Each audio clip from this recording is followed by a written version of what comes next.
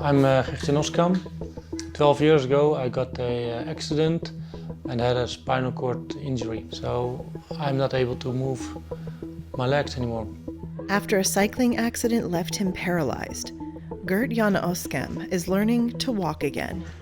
It's thanks to a new device that connects his brain to his spinal cord, creating a so-called digital bridge.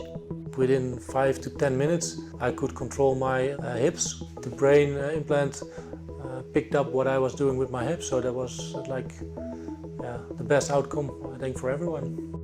And what we observed along the duration of this training is a digital repair of the spinal cord.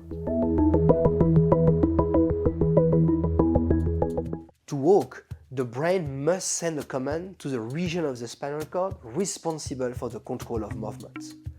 When there is a spinal cord injury, this communication is interrupted.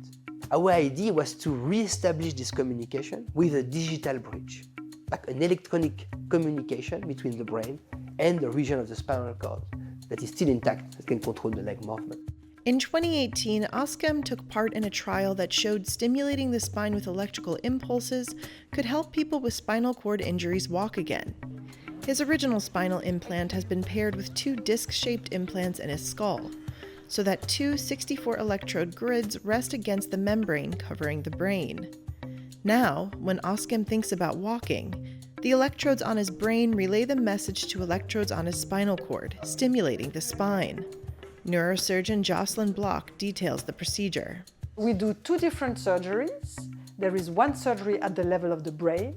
We do 2 little craniotomy, put electrodes in order to record the brain signal.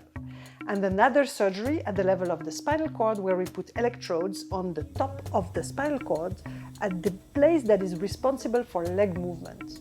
So between these 2, there is communication, an electrical communication, a digital bridge that is then reactivated the legs.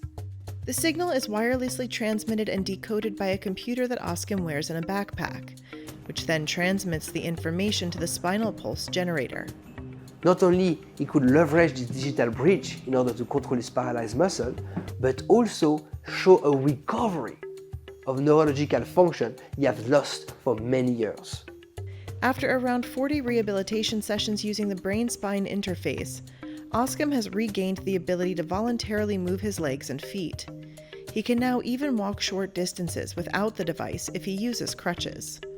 Corteen's team is currently recruiting 3 people to see whether a similar device can restore arm movements.